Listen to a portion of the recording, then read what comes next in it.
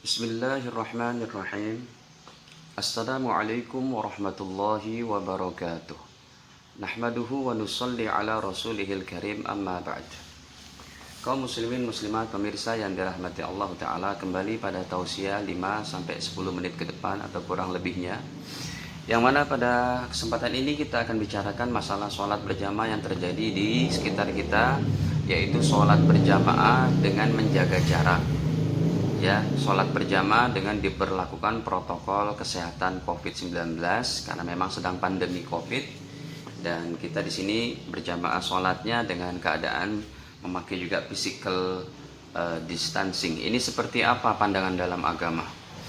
Pertama kali perlu kita fahami ayat Al-Quran pada surat kedua Al-Baqarah ayat terakhir 286. Allah Jalla wa'ala berfirman, la yukallifullahu nafsan illa wus'aha. Sampai situ saya cukup. La yukallifullahu nafsan illa wus'aha.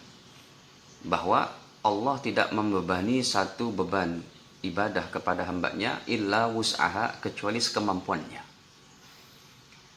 Menurut protokol kesehatan yang sedang berlaku sekarang, ya, kita tidak boleh berkerumun. Kalau sholat berjamaah seperti itu, ini akan membawa dampak yang sangat besar nantinya kepada umat Islam yang mereka memakmurkan masjid dalam keadaan pandemi. Maka protokol seperti ini, ya, dengan menjaga jarak adalah sebenarnya sudah cukup diperbolehkan dengan dalil ini saja. La yukallifullahu nafsan illa wus'aha. Tetapi hadirin, kita akan lebih lanjut lagi. Contohnya dalam hadis Sahih Bukhari 689, 690 dalam Maktabah Syamilah.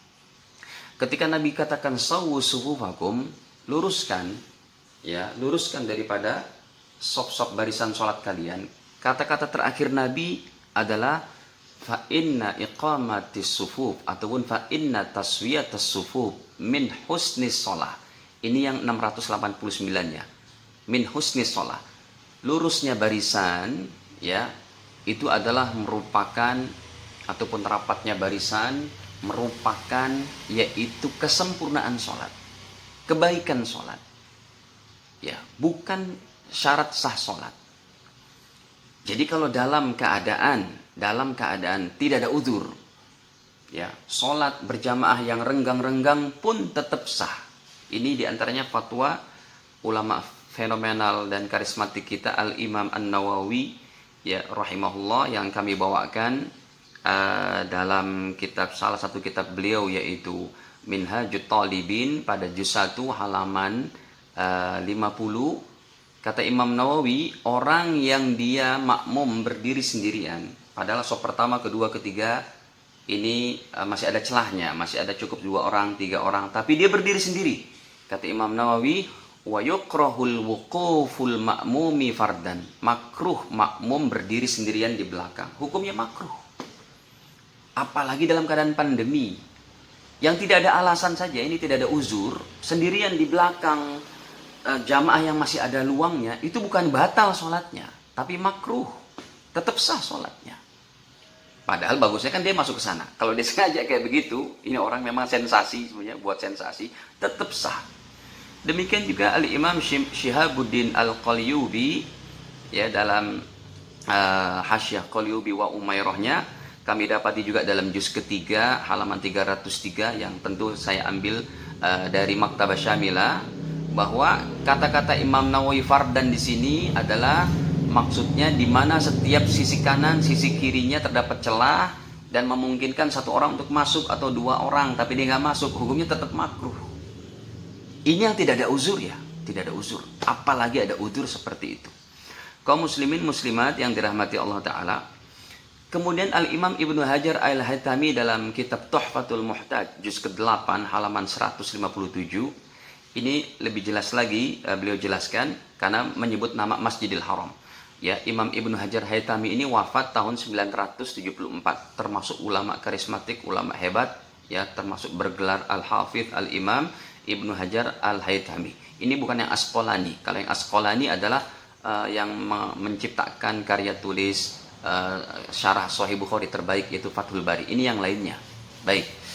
Imam Ibnu Hajar Al-Haythami dalam kitab Tuhfatul Muhtaj beliau juz ke-8 halaman 157 beliau katakan na'am in kana ta'akhuruhum li'udzrin. Iya, sekiranya mereka tertinggal terpisah dari shaf karena udur, ya, seperti beliau katakan yaitu kawaktil harri bil masjidil haram, seperti dalam keadaan panas di Masjidil Haram, beliau katakan fala karohata, tidak ada makruhnya.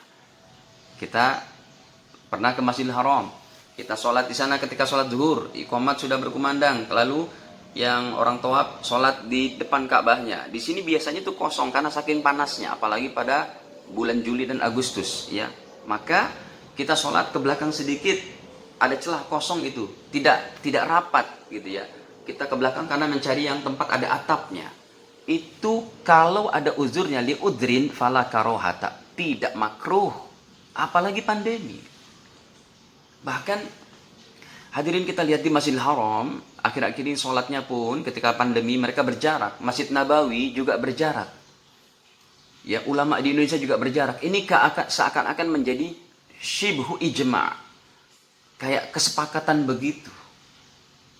Maka ini yang dipegangi oleh para ulama, ya, yang mana agama ini adalah as-samhah, dinus samhah, agama yang mudah, agama yang fleksibel mengikuti hukum daripada kondisi dan keadaan. Bahkan kalau kita lihat dalam hadis Bukhari yang lain nomor 817, Nabi bersabda, man akala sauman au basala, siapa yang makan bawang.